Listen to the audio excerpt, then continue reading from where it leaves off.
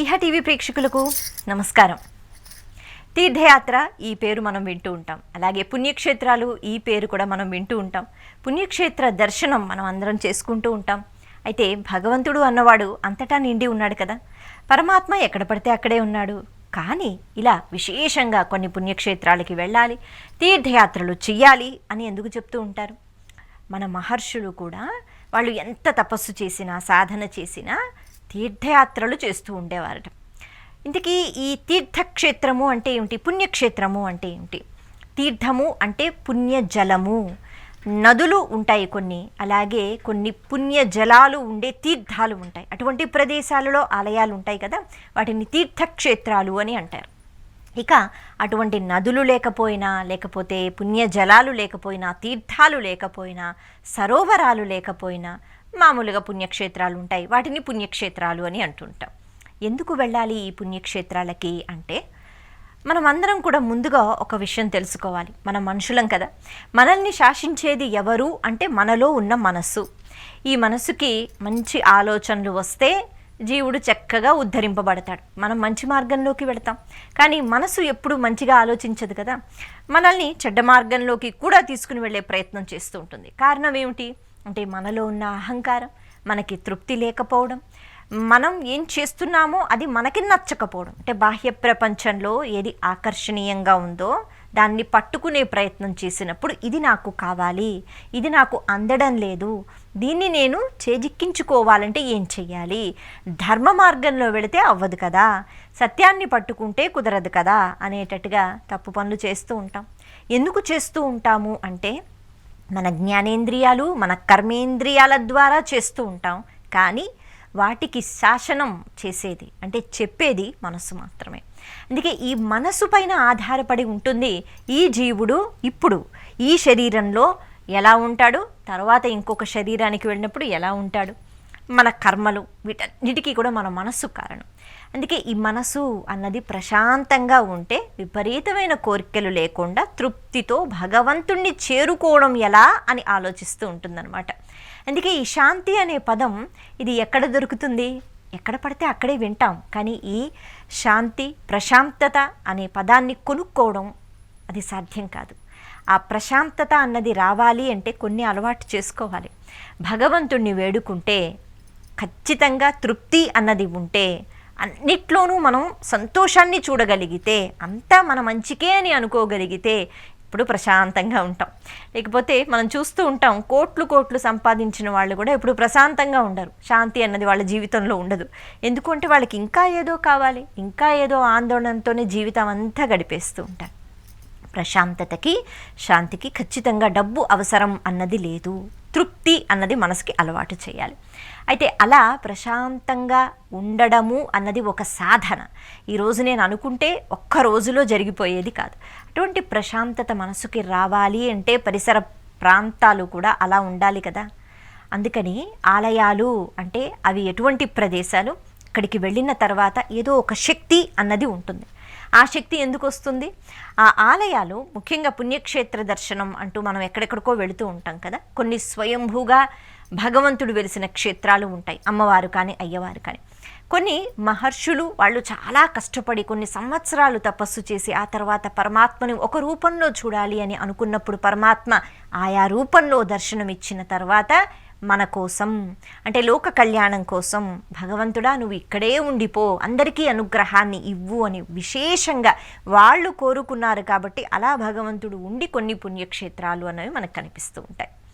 ఇది కాకుండా రాక్షస సంహారం చేసిన తర్వాత దేవతల కోరిక మీద భగవంతుడు ఆ రూపంలో అక్కడ ఉండిపోవడం, ఇటువంటి పుణ్యక్షేత్రాలు ఉంటాయి.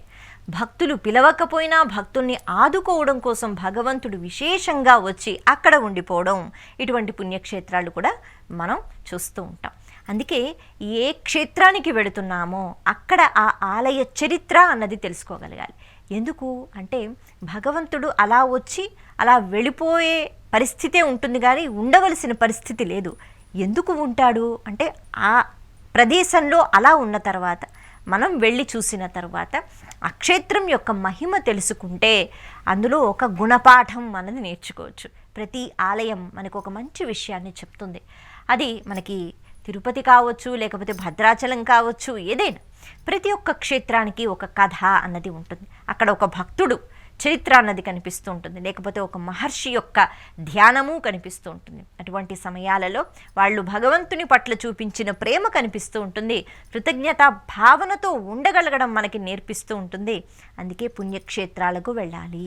పైగా నిత్యము అక్కడ ఆ ఆలయాలలో భగవంతునికి జరిగే పూజల వల్ల, భగవన్నామం వల్ల, లేకపోతే వేదమంత్రాల పఠనం వల్ల చుట్టూ ఒక శక్తి అన్నది ఏర్పడుతుంది. ఏ రకంగా అయితే విద్యుత్లో ఎటువంటి శక్తి ఉంటుంది మన కంటికి కనిపించదు, కానీ ఆ విద్యుత్ శక్తి వల్ల మనకి ఆ ప్రకాశం అన్నది కనిపిస్తూ ఉంటుంది. ఫ్యాన్లు వేసుకుంటుంటే తిరుగుతూ ఉంటాయి. కనిపిస్తుందా అంటే కనిపించదు, కానీ ఒక శక్తి ఉంది. అటువంటి శక్తి అన్నది ఆలయ పరిసర ప్రాంగణాలలో ఉంటూ ఉంటుంది. కారణం ఏమిటి అంటే అక్కడ నిత్యము మంత్రాలు అలాగ పఠిస్తూనే ఉంటారు, వేద ఘోష అన్నది వినిపిస్తూ ఉంటుంది, అష్టోత్తరాలు, శతనామావళ్ళు, ఇలా భగవన్ నామస్మరణ జరుగుతూనే ఉంటుంది. ఒక్కొక్క నామానికి ఒక్కొక్క ప్రత్యేకత ఉంటుంది, ఒక్కొక్క అక్షరంలో ఒక బీజాక్షరం దాగి ఉంటుంది. ఇలా చెప్పుకుంటూ పోతే ఎంతసేపు మనం మాట్లాడుకోవాలి. అందుకే ఈ ఆలయాలలో కేవలం మనం వెళ్ళిన సమయంలో అనే కాకుండా పొద్దున్నుంచి సాయంత్రం వరకు అలా పూజలు జరుగుతూనే ఉంటాయి. కాబట్టి ఆ ప్రదేశంలో ప్రత్యేకంగా ఒక శక్తి ఉంటుంది.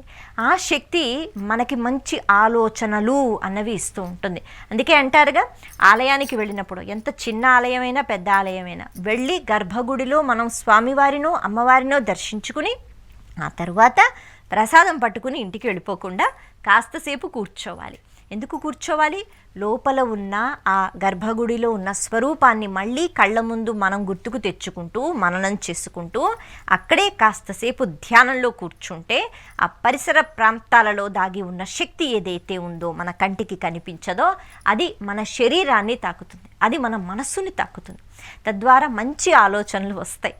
అలా మనసు అన్నది మంచి ఆలోచనలతో ఉంటే అప్పుడే కదా మంచి అన్నది చెయ్యబుద్ధి అవుతుంది. మంచి ఎప్పుడైతే చేస్తామో సత్ప్రవర్తనతో ఉంటాం. అందుకే ఆలయానికి వెళితే పుణ్యం వస్తుంది అంటే ఏ రకంగా వస్తుంది? ఆ పరిసరాలలో, లేకపోతే ఆ పుణ్యక్షేత్రం యొక్క చరిత్ర తెలుసుకుంటున్నప్పుడు ఇలా ఉండాలి, ఇలా ఉండకూడదు అన్న విషయాలు భగవంతుడు నేర్పిస్తూ ఉంటాడు అక్కడ ఒక రూపంలో ఉంటూ. అలా నేర్పించినప్పుడు ఆ పుణ్యక్షేత్రంలో నేర్చుకోవలసిన విషయాలు నేర్చుకుంటూ కృతజ్ఞతా భావనతో, అలాగే మంచి మార్గంలోకి వెళ్ళాలంటే ఎలా ఉండాలి, భగవంతుడు అనుగ్రహించాలి అంటే ఏ మార్గాన్ని పట్టుకోవాలి, ఇవన్నీ ప్రతి ఒక్క ఆలయంలో కనిపిస్తూ ఉంటాయి. కాకపోతే మనం హడావిడిగా వెళ్ళడం, ఆ రూపం భిన్నంగా ఉంటుంది కదా, గబగబా దర్శించుకోవడం, మన దగ్గర ఉన్న కోర్కెల చిట్టా ఏదైతే ఉందో దాన్ని విప్పేయటం, ఆ తర్వాత వచ్చేయటం జరుగుతూ ఉంటుంది. కానీ ఇలా కాకుండా అక్కడ సంపూర్ణంగా భగవంతుని యొక్క స్వరూపాన్ని మనసులో నిలుపుకొని భగవంతుడు అక్కడ ఎందుకు కూర్చున్నాడు, ఎందుకు ఉన్నాడు, ఏం నేర్పిస్తున్నాడు అన్నది తెలుసుకుంటే ఖచ్చితంగా ఈ పుణ్యక్షేత్రాలు, తీర్థయాత్రలు ఇవి మనకి పుణ్యాన్ని ఇస్తాయి. ఎందుకు ఇస్తాయి, ఎందుకు ఈ మాట చెప్పారు అంటే వాటి వల్ల మనలో మార్పు వస్తుంది. అంటే ఈ రకంగా ఆలోచన చేస్తే మార్పు వస్తే సత్ప్రవర్తనతో ఉంటాం. సత్ప్రవర్తనతో ఉంటే మంచి కార్యక్రమాల్లో పాలు పంచుకుంటాం. మంచి కార్యక్రమాల్లో పాలు పంచుకుంటే పుణ్యమే కదా. అంత పెద్ద విషయం దాగి ఉంటుంది. పైగా ఈ తీర్థయాత్రలు అంటే తీర్థక్షేత్రాలు అంటే ఖచ్చితంగా పక్కన పుష్కరిణి కానీ, ఒక పుణ్య నది కానీ, లేకపోతే సరోవరం కానీ, పుణ్య తీర్థాలు కానీ ఉన్నప్పుడు వాటిలో స్నానం చేసిన ఎన్నో ఔషధీ తత్వాలు అందులో ఉంటాయి. కాబట్టి శరీరానికి మంచి ఆరోగ్యం కూడా లభిస్తుంది. అందుకే పుణ్యక్షేత్ర దర్శనం అన్నది భగవంతుణ్ణి అంతటా చూసిన విశేషంగా ఆ ప్రదేశంలో మనకి మంచి జరిగేటట్టుగా అక్కడ ఏర్పాట్లు ఎప్పుడూ ఉండనే ఉంటాయి. కాబట్టి పుణ్యక్షేత్రాలని, తీర్థయాత్రలు అన్నవి చేస్తూ ఉండాలని మన పెద్దవాళ్ళు చెప్తారు. నమస్తే.